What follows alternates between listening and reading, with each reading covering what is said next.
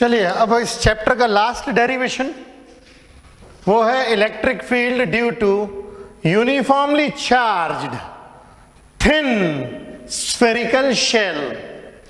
Thin spherical shell मतलब जिसे अपन लोग कहते हैं ना हॉलो स्फीयर, मगर हॉलो स्फीयर में भी जो थिकनेस रहेगी वो एकदम जीरो के बराबर रहेगी। ऐसा मैं एक ले लेता हूं थिन हॉलो स्फीयर। ये मैंने हॉलो स्फीयर लिया और इस हॉलो स्फीयर के ऊपर अपन ने दे दिया चार्ज प्लस क्यू का। तो ये जो प्लस क्यू का चार्ज है पूरे स्फीयर के ऊपर यूनिफॉर्मली डिस्ट्रीब्यूट हो जाएगा। ये चार्ज पूरे के पूरे स्फीयर के ऊपर यूनिफॉर्मली डिस्ट्रीब्यूट हो जाएगा और ये अपने इस चार्ज के कारण इलेक्ट्रिक फील्ड भी बनाएगा। ओके, तो ये इलेक्ट्रिक फील्ड कहां कहां बन सकती हैं, इसके लिए हम लोग रीजन्स देखिए जो स्फीयर है, स्फीयर के ऊपर ही चार्ज है तो वहां तो इलेक्ट्रिक फील्ड हम देखेंगे नहीं। या तो इलेक्ट्रिक फील्ड देखेंगे अंदर की तरफ या फिर देखेंगे बाहर की तरफ। तो मैं यहां पे सिमेट्रिकली दो गॉसियन सरफेसेस बना देता हूं। यहां पे मैं पहला गॉसियन सरफेस बनाता हूं ये अंदर की तरफ, ये गॉसियन सरफेस मैंने बनाया अंदर की तरफ, और एक गॉसियन सरफेस बनाता हूं मैं बाहर की तरफ। ये मैंने गॉसियन सरफेस दो बना दिए। ये मेरा पहले नंबर का गॉसियन सरफेस और ये मेरा दूसरे नंबर का गॉसियन सरफेस। दो गॉसियन सरफेस बन रहे हैं, एक बन रहा है अंदर और एक बन रहा है बाहर। अब मैं पहले लेता हूं गॉसियन सरफेस नंबर 1 अंदर वाला। अगर मैं ले लूं गॉसियन सरफेस नंबर 1, तो इस गॉसियन सरफेस के देखें तो इसके अंदर देखिए कुछ भी नहीं है। इस गॉसियन सरफेस के अंदर कोई भी चार्ज नहीं है। अब जब गॉसियन सरफेस के अंदर नेट चार्ज ही अगर जीरो रहेगा, नेट चार्ज ही अगर जीरो रहेगा इसका मतलब फ्लक्स जीरो रहेगा, और अगर फ्लक्स जीरो रहेगा तो इलेक्ट्रिक फील्ड भी रहेगी जीरो। इसका मतलब यह है कि गॉस थ्योरम के हिसाब से electric field inside charge sphere, thin charge sphere is zero.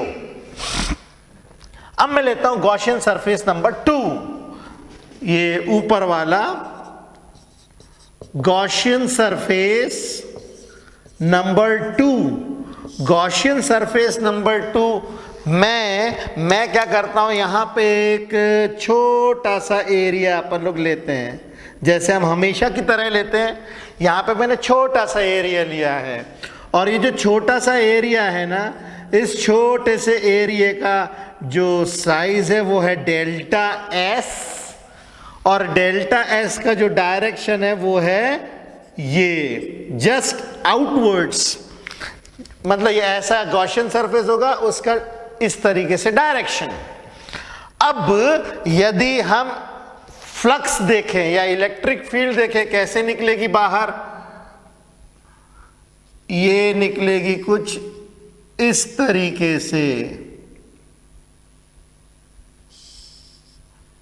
ऐसे कुछ इस तरीके से इलेक्ट्रिक फील्ड निकलेगी बाहर।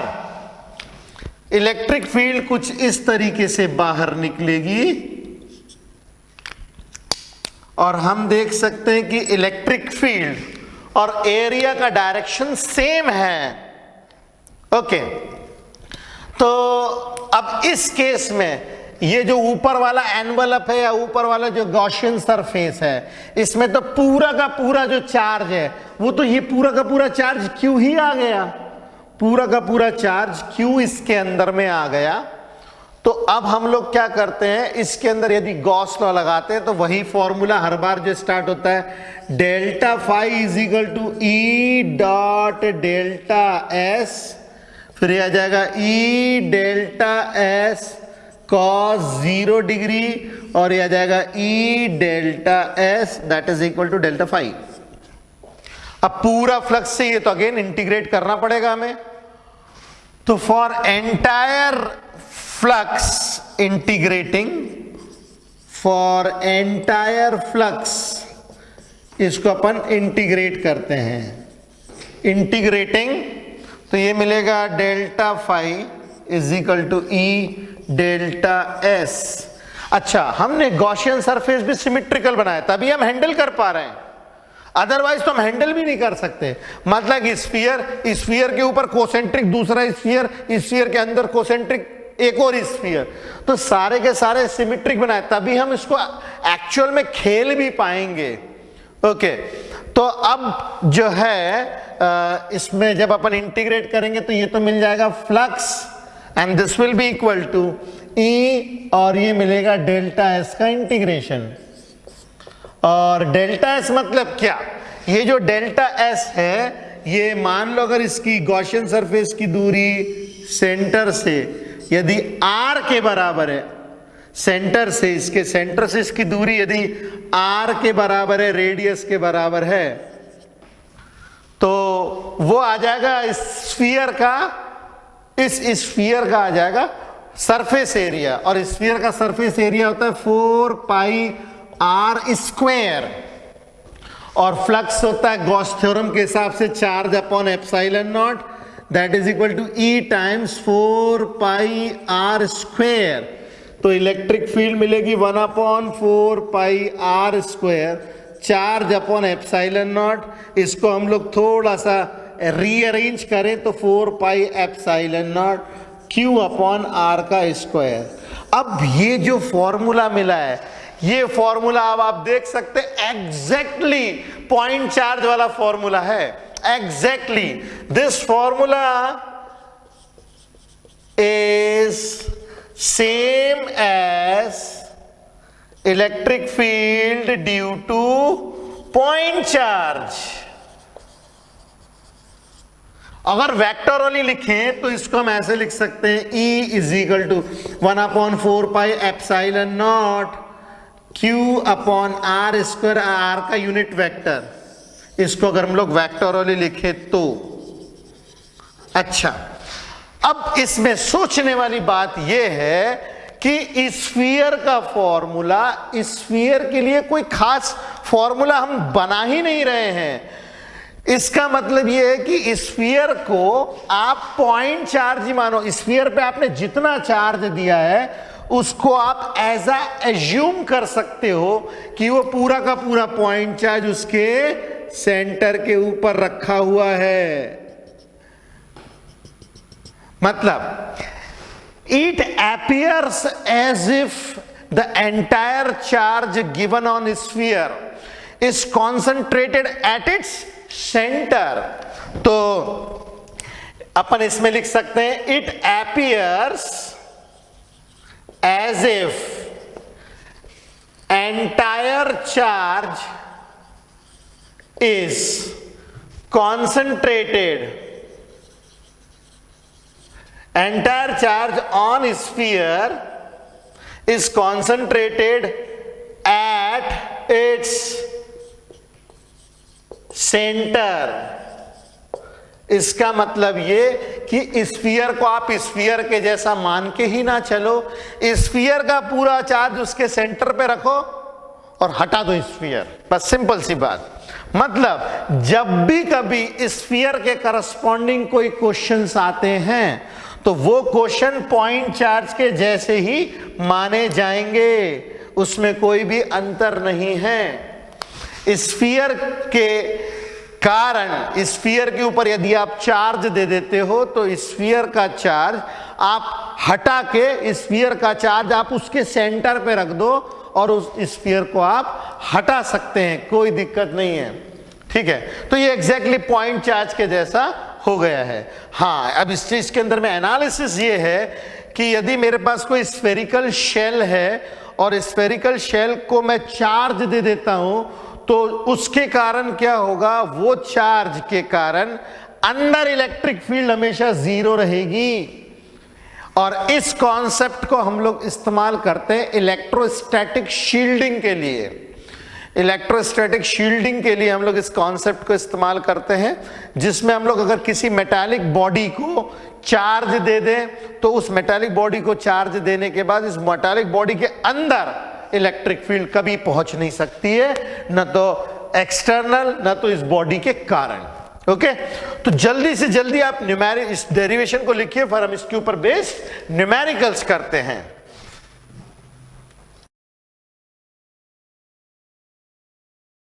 हम देखते हैं question number 1.12 and question number 1.13। Two insulated charged copper spheres A and B have their centers separated by a distance 50 centimeter. अब यहां पे दो स्फीयर्स दे रखे हम लोगों को, दो स्फीयर्स दे रखे A एंड B, दो स्फीयर्स दे रखे A and B have their center separated by 50 centimetre, मतलब ये हो जाएगा 0.5 मीटर। इन दोनों के बीच के सेंटर टू सेंटर की दूरी, सेंटर टू सेंटर की दूरी जो दे रखी है हमें, वो दे रखी है 50 सेंटीमीटर ऐसे। ओके, ये सेंटर टू सेंटर के बीच की दूरी दी है 50 centimetre. What is the mutual force of electrostatic repulsion if the charge on each is, charge जो A के ऊपर दे रखा है वो भी दे रखा है 6.5 इंटू 10⁻⁻7 कूलम, एंड चार्ज जो B पे दिया वो भी दिया 6.5 इंटू 10⁻⁻7 कूलम। ठीक है, अब जरा देखिए ये जो क्वेश्चन है, ये क्वेश्चन जो है इसके अंदर में स्फीयर्स दिए, मगर हम स्फीयर्स को स्फीयर्स मानेंगे ही नहीं, हम स्फीयर्स को पॉइंट चार्ज मानेंगे और इसके बीच में जो फोर्स होगा वो निकालेंगे 1/4 pi epsilon not QA QB upon distance का स्क्वायर। सारी वैल्यूज पता है, 9 इंटू 10⁻⁹, ये दोनों चार्जेस इक्वल है 6.5 इंटू 10⁻⁻7 का स्क्वायर, क्योंकि दोनों सेम है ना, दोनों सेम है तो स्क्वायर कर सकते हैं, और R स्क्वायर 0.5 का स्क्वायर। सॉल्व करेंगे तो हमें मिलेगा 1.5 इंटू 10⁻⁻2 न्यूटन। ये हो गया इसका पहला पार्ट, सिंपल था। स्फीयर को स्फीयर मानो ही मत, आप तो उसे पॉइंट चार्ज मानो।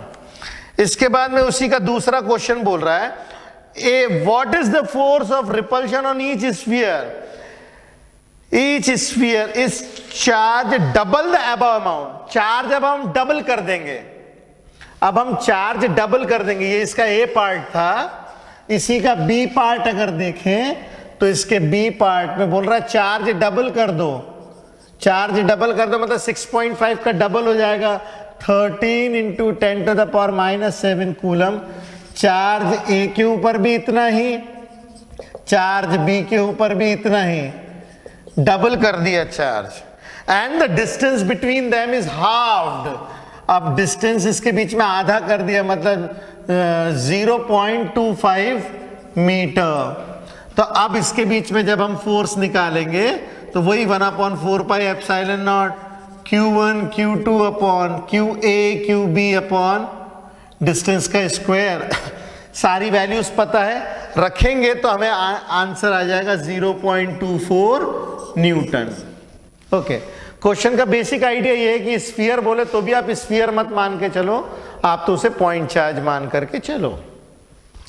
अब आता है क्वेश्चन नंबर 1.13। ये है थोड़ा सा टिपिकल क्वेश्चन, इजी है, इसके जैसे क्वेश्चन हम पहले भी कर चुके हैं।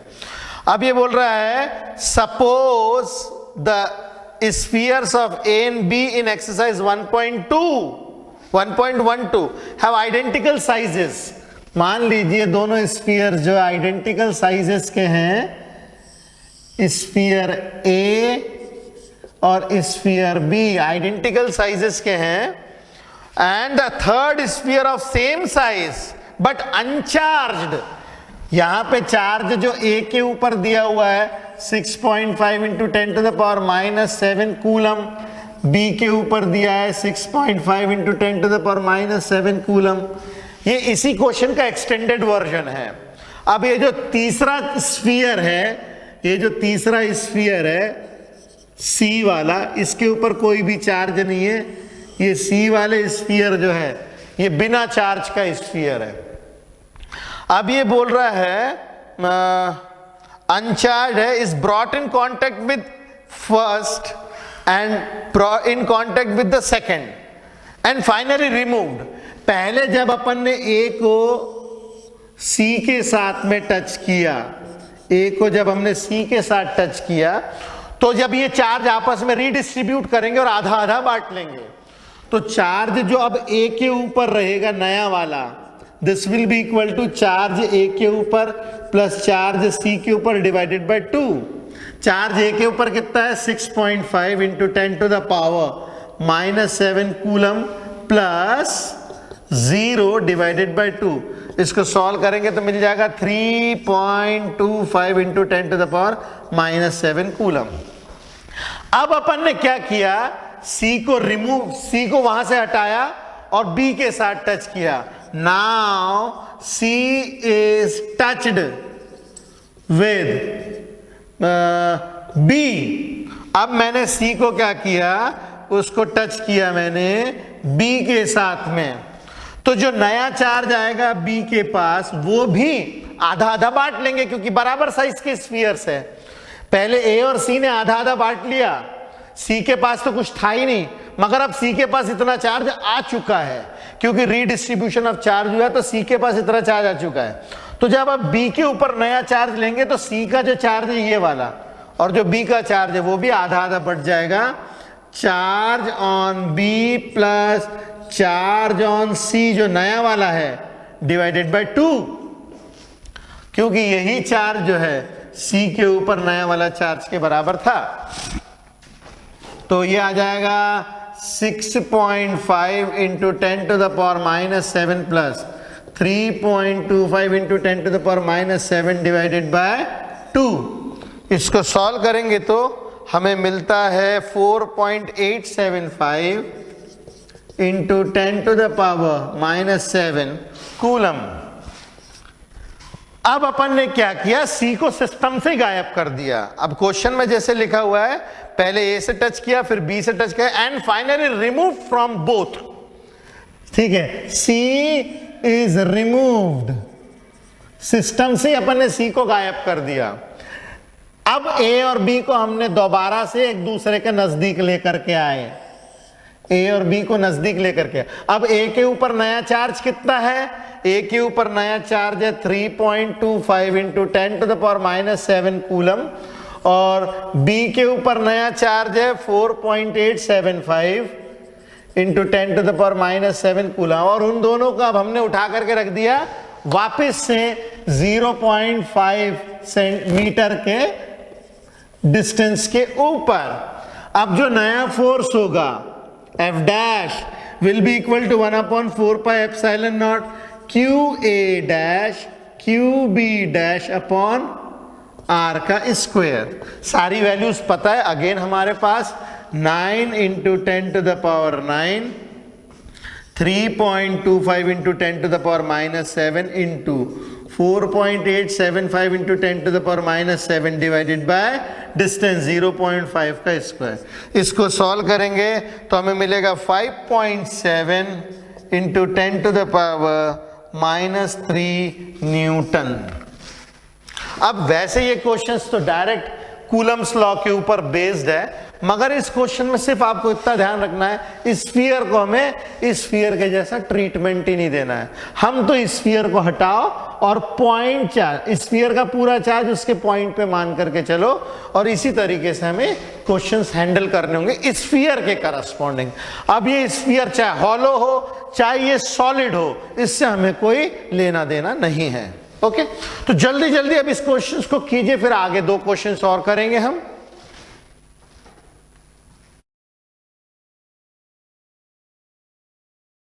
चलिए अब हम नेक्स्ट क्वेश्चन करते हैं। नेक्स्ट क्वेश्चन है 1.21 1.21 नेक्स्ट क्वेश्चन है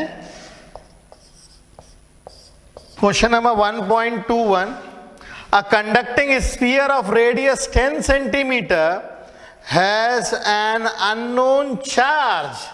रेडियस इसके अंदर दे रखा है 10 सेंटीमीटर मतलब 0.1 मीटर और इसके पास चार्ज का पता नहीं है कितना चार्ज है. If the electric field 20 centimetre from the centre, centre से 20 सेंटीमीटर है. देखिए स्फीयर वैसे भी हम पॉइंट चार्ज ही मान के चलते हैं और उसका सारा चार्ज हम सेंटर पर रखते हैं और सेंटर से दूरी निकाल के रखी हुई है. तो जो डिस्टेंस है, डिस्टेंस जो d बताई है, डिस्टेंस फ्रॉम सेंटर, वो बताई हुई है कितनी 20 सेंटीमीटर दे रखी है अपने को मतलब 0.2 मीटर और इतनी दूरी के ऊपर जो इलेक्ट्रिक फील्ड हमें दी हुई है, इलेक्ट्रिक फील्ड हम लोग को दी हुई है 1.5 into 10 to the power 3 newton पर coulomb and points radially inwards.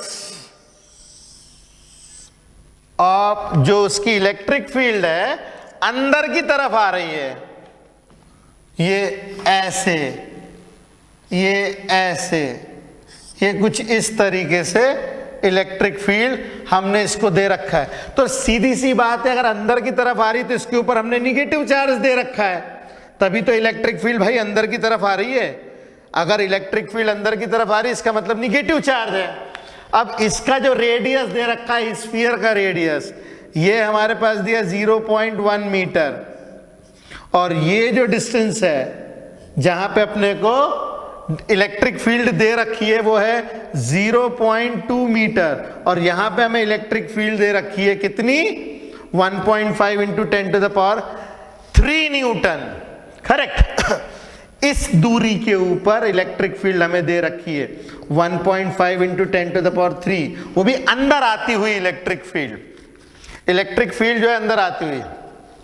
तो अब इसके अंदर में ये वाला जो डिस्टेंस है मतलब रेडियस ऑफ स्फीयर वो इररेलेवेंट है, हमारे किसी काम का नहीं है, वो पूरी तरीके से इररेलेवेंट है. तो इसके अंदर हम लोग जो फॉर्मूला अप्लाई करेंगे 1/4 pi epsilon not electric field is equal to 1/4 pi epsilon not Q upon D का स्क्वायर. इसमें रेडियस ऑफ स्फीयर से हमें कोई लेना देना नहीं है. ये स्फीयर छोटा हो चाहे बड़ा हो उसका पूरा चार्ज तो सेंटर पे ही आना है ना. तो इस ये जो डेटा है ना this is useless data basically. ये वाला जो डेटा है ये हमारे लिए पूरी तरीके से यूजलेस डेटा है, हमारे किसी काम का नहीं है. ओके. तो इलेक्ट्रिक फील्ड दे रखी है 1.5 into 10 to the power 3, 9 into 10 to the power 9 और चार्ज हमें निकालना है और डिस्टेंस जो है 0.2 का स्क्वायर है. तो इसको जब हम लोग सॉल्व करेंगे तो हमें मिलेगा कितना भाई, सॉल्व कर लेते हैं. Q की वैल्यू जो मिलेगी हमें 1.5 into 10 to the power 3 divided by 9 into 10 to the power 9 और ये 0.2 इंटू 0.2. ओके. अच्छा 1.5 ये जाएगा 6 जा, ये जाएगा 6 जा और ये जो है ये 10 टू द पावर 6 हो जाएगा. ओके. तो ये हो जाएगा 6 इंटू 10 टू द पावर 6 और 0.2 को 2 इंटू 2 और नीचे 100 कर देते हैं. ठीक है. तो 2 जाएगा कितना जा 3 जा और 2 जाएगा कितना जा, ये जाएगा 50 जा. ठीक है. तो 1/150 into 10 to the power -6 1/1.5 into 10 to the power -8 और इसको सॉल्व करेंगे जो भी आंसर आएगा इसको हम लोग निकाल सकते हैं. ठीक है. इसको लिख सकते हैं 3/2 2/3 0.67 into 10 to the power -8 coulomb का चार्ज आएगा और डेफिनेटली ये निगेटिव चार्ज होगा क्योंकि फील्ड लाइंस अंदर की तरफ आ रही है तो निगेटिव चार्ज होगा.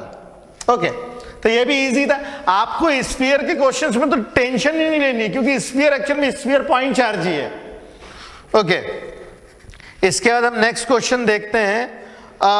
Uniformly charge conducting sphere of 2.4 metre diameter.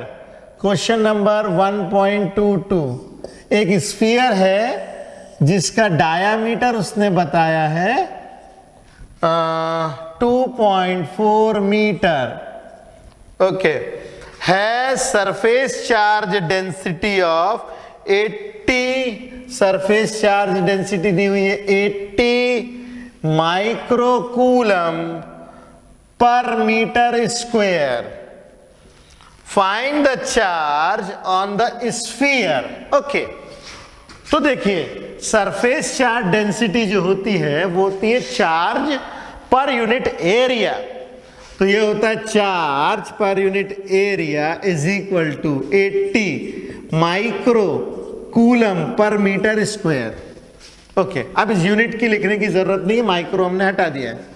ठीक है, अब पहला पूछ रहा find the charge on sphere, मतलब क्यू की वैल्यू निकालनी है। तो क्यू अब ये आ जाएगा 4 pi R square. Area of sphere होता है 4 पाई आर स्क्वायर। और रेडियस कितना हो जाएगा? रेडियस इसका हो जाएगा 1.2 मीटर।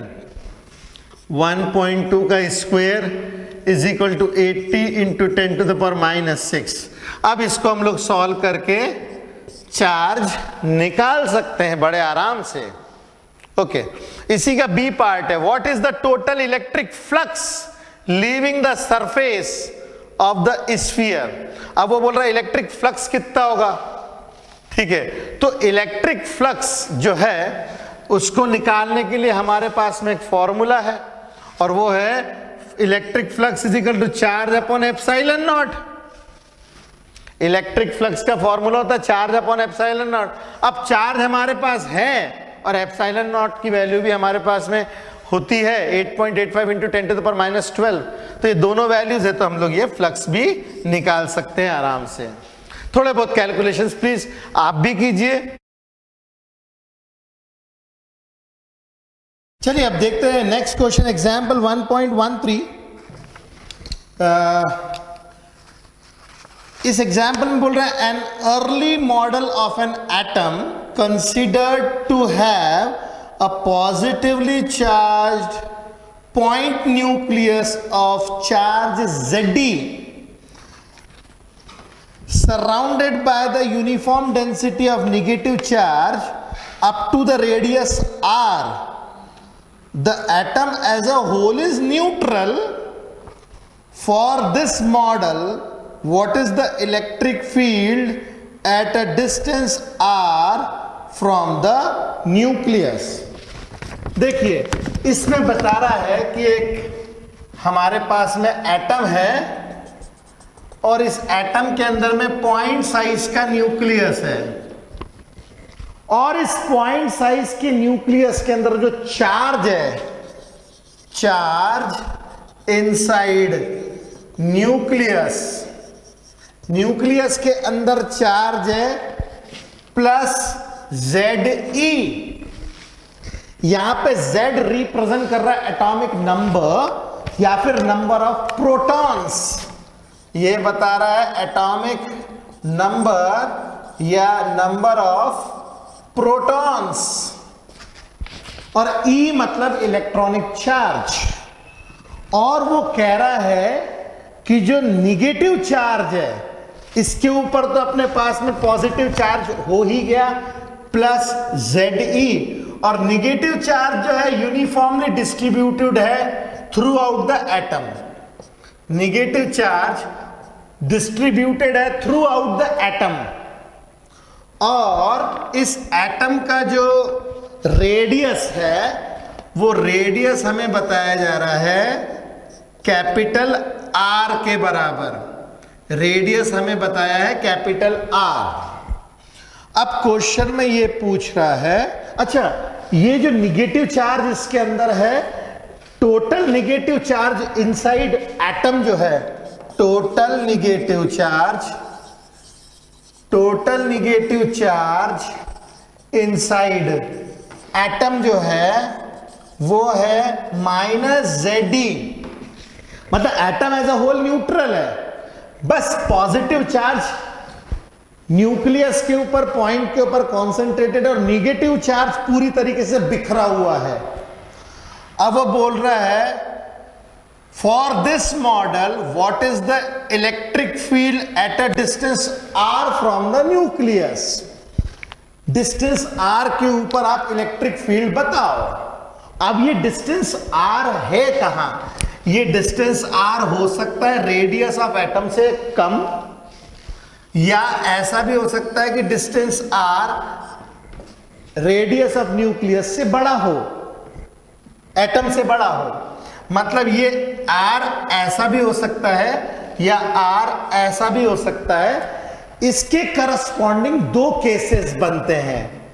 पहला r greater than capital R, r की value greater than capital R है, और दूसरे केस में r की value smaller than capital R है। तब कैसे हैंडल करें इसको? तो हम क्या करते हैं, जो भी आर्बिट्ररी डिस्टेंस है हमारे पास स्मॉल r, वहां पे हम अपना गॉसियन सरफेस बनाते हैं। मैं पहला गॉसियन सरफेस बनाता हूं बाहर। देखो मैंने बाहर गॉसियन सरफेस बनाया, और ये मेरा गॉसियन सरफेस जो है वो कुछ इस तरीके से दिख रहा है। ये मेरा गॉसियन सरफेस, ये मेरा है Gaussian surface number 1, Gaussian surface number 1। अब मैं लेता हूं Gaussian surface number 1, Gaussian surface number 1 लेंगे तो हम देख सकते हैं कि इसके अंदर में जो टोटल चार्ज होगा गॉसियन सरफेस के अंदर, इस गॉसियन सरफेस के अंदर जितना पॉजिटिव चार्ज है उतना ही निगेटिव चार्ज है। तो टोटल चार्ज हो जाएगा इसके अंदर में 0। तो ऐसी सिचुएशन में फ्लक्स हो जाएगी 0, तो नेट इलेक्ट्रिक फील्ड भी आउटसाइड हो जाएगी 0। आउटसाइड इलेक्ट्रिक फील्ड होगी इसकी 0। मगर जब हम अंदर की बात करेंगे, ये वाले रीजन की बात करेंगे, तो मैंने दूसरा गॉसियन सरफेस बनाया, ये वाला। ये जो सेकंड नंबर का गॉसियन सरफेस है मेरा, ये एटम के अंदर है, ये मेरा एटम के अंदर है ये गॉसियन सरफेस।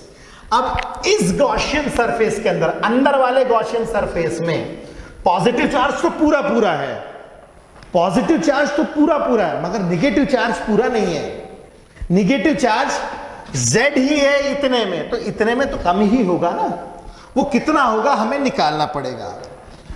तो पहले हमने ना ये वाला केस ले लिया R greater than capital R। अब हम दूसरा सरफेस लेते हैं, Gaussian surface number 2, Gaussian surface number 2, जिसके अंदर में R की value smaller than capital R है। जब हम ये वाला केस लेंगे तो इसके अंदर टोटल पॉजिटिव चार्ज तो पूरा Z ही है। टोटल पॉजिटिव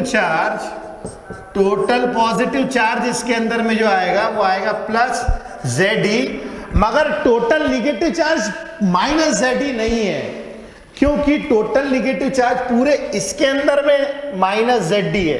तो हमें निगेटिव चार्ज निकालना पड़ेगा कि इतने में इतना है तो इतने में कितना होगा। तो उसके लिए मैं ट्रायल एंड एरर निकालता हूं। फॉर निगेटिव चार्ज मैं निकालता हूं कि वॉल्यूम 4/3 पाई r क्यूब के अंदर में मेरे पास कितना वॉल्यूम, कितना है चार्ज, माइनस ZD। इतने वॉल्यूम में, मतलब पूरे एटम के वॉल्यूम में इतना चार्ज है। तो फिर ये जो गॉसियन सरफेस वाला जो मेरे पास वॉल्यूम है उसके अंदर में कितना होगा, 4/3 पाई r क्यूब के अंदर कितना होगा, माइनस ZD डिवाइडेड बाई ये नीचे 4/3 pi capital R cube into ये मल्टीप्लाई कर देंगे 4/3 स्मॉल r का क्यूब। अब इसमें 4/3, ये 4/3 से 4/3 पाई कट गया। तो अब इसके अंदर में टोटल निगेटिव चार्ज कितना आ गया, टोटल निगेटिव चार्ज आ जाएगा हमारे पास में minus ZD R cube upon ये वाला कैपिटल आर क्यूब। ठीक है, अब हम निकाल सकते हैं टोटल चार्ज। मैंने पॉजिटिव निकाल लिया, निगेटिव निकाल लिया, अब मैं निकालता हूं total charge. Total charge in surface 2, ये टोटल चार्ज आ जाएगा। पॉजिटिव चार्ज तो प्लस जेड ई पूरा है और निगेटिव चार्ज कितना है minus Z E R cube upon capital R cube. ये वाला चार्ज पॉजिटिव और ये वाला चार्ज निगेटिव, दोनों को ऐड कर देंगे तो आ जाएगा Z E common 1 minus R cube upon capital R cube. Okay, अब इसके करस्पॉन्डिंग हमें निकालनी है इलेक्ट्रिक फील्ड। तो इलेक्ट्रिक फील्ड निकालने के लिए हम लोग वही इस्तेमाल करेंगे अपना फॉर्मूला गॉस थ्योरम वाला।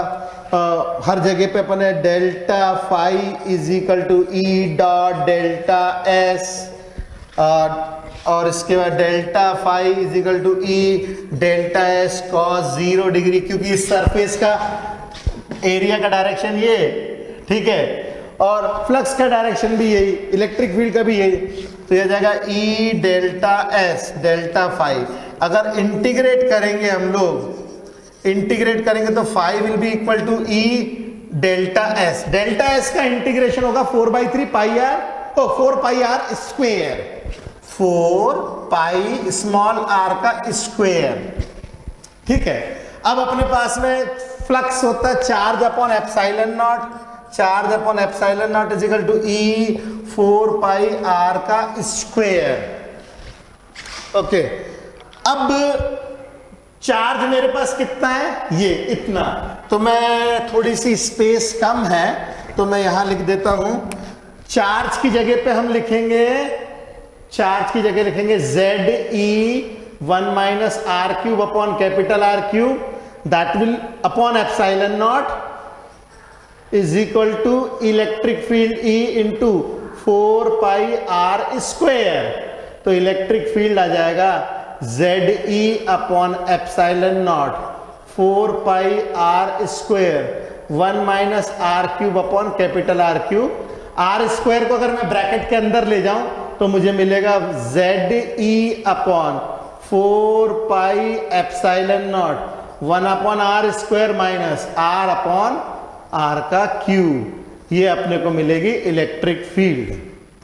अब इस न्यूमेरिकल में चार्ज का डिस्ट्रीब्यूशन खास है, क्योंकि एक्चुअल में क्या चार्ज, ये जो एटम है, एटम के अंदर में through out negative charge uniformly distributed है, मगर पॉजिटिव चार्ज जो है वो पॉइंट के ऊपर कॉन्सेंट्रेटेड है। तो हमने बाहर वाले गॉसियन सरफेस में पूरा चार्ज लिया निगेटिव, मगर अंदर वाले के लिए निकालना पड़ेगा by trial and error method. तो ये बहुत शानदार क्वेश्चन था, आप इसे कीजिए। अगर कोई भी दिक्कत आती है तो आप मुझे कमेंट बॉक्स में लिख करके दीजिए। Okay, good luck.